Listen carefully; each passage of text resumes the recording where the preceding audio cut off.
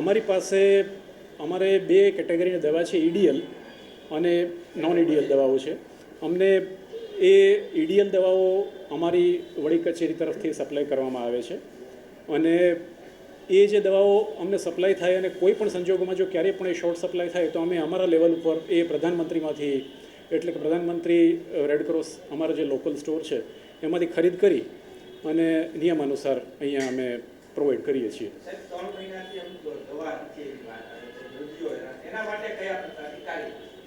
એટલે એના માટે અમે GMSCL તરફથી અમને જે પ્રાપ્ત થાય છે એ દવાઓ સિવાયની જે શોર્ટ સપ્લાય હોય અમારા સ્થાનિક લેવલે પ્રધાનમંત્રીમાંથી અમારે ખરીદ કરવાની થાય છે.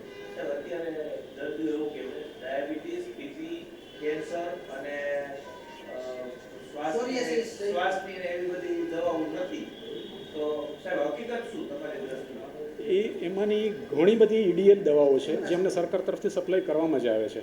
હા, અમુક વખતે એવું બને કે અમુક વખતે એનો જે હપ્તાવાર સપ્લાય હોય, હવે જ્યારે એક હપ્તો રિલીઝ થયો હોય એના પછી બીજો હપ્તો રિલીઝ થાય, એની વચ્ચેનો જે ગાળો છે એ દરમિયાનમાં જો અમારે એનું જે પુરવણી કરવી પડે એ પુરવણી અમે સ્થાનિક પ્રધાનમંત્રી સ્ટોરમાંથી ખરીદ કરી અને અહીંયા અમે સપ્લાય કરીએ છીએ.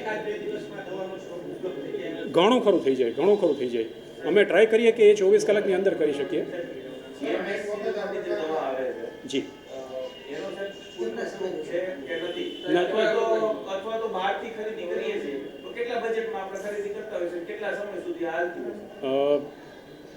સમય મર્યાદા અમારી સ્થાનિક ખરીદીની સમય મર્યાદા સરકારશ્રી દ્વારા નિયત થયેલી જ છે.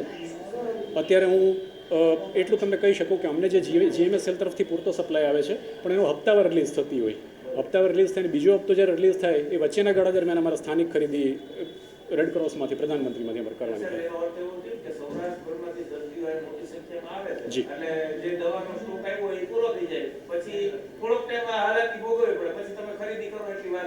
એટલે ઘણું ખરું તો સ્ટોક પૂરો થાય એની પહેલાં અમને GMSCL તરફથી સપ્લાય મળી જાય છે. પણ ક્યારેક એવું બને કે જ્યારે હપ્તાવાર રિલીઝ થતું હોય એ હપ્તાવાર રિલીઝમાં જો કોઈ પણ જગ્યાએ વચ્ચે થોડોક ગેપ પડે તો એ ગેપ અમારે પુરવણી કરવી પડે સ્થાનિક ખરીદી.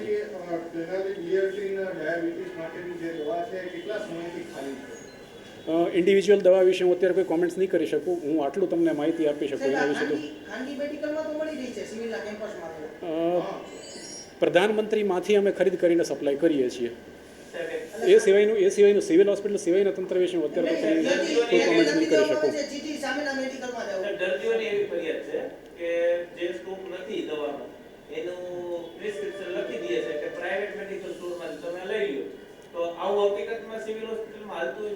નહીં, બહારથી લખવાની અમારે કોઈ છૂટ પણ નથી. એટલું જ નહીં, પણ જે બહારથી કદાચ જરૂરિયાત તો પડતી હોય ઘણીવાર દર્દીને, તો એના તરફથી એક ડિમાન્ડ મોકલવામાં આવે છે.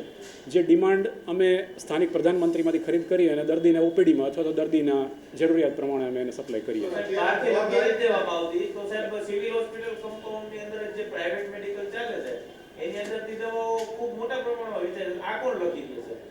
હવે એ તો જે છે જે તે દવાને એનાલિસિસ કરી અને જે તે એનું અમારી હસ્તક નથી આવતું, મારા કાર્યક્ષેત્રમાં નથી આવતું, પણ અમારે જે લખવામાં આવે છે એમાં ઈડીએલ પણ લખવામાં આવે છે, નોન ઈડીએલ પણ લખવામાં આવે છે. એ બેઉ દવાઓ જે છે એ અમે અમારા તરફથી એને સપ્લાય કરીએ છીએ સરકારશ્રીના નિયમ પ્રમાણે.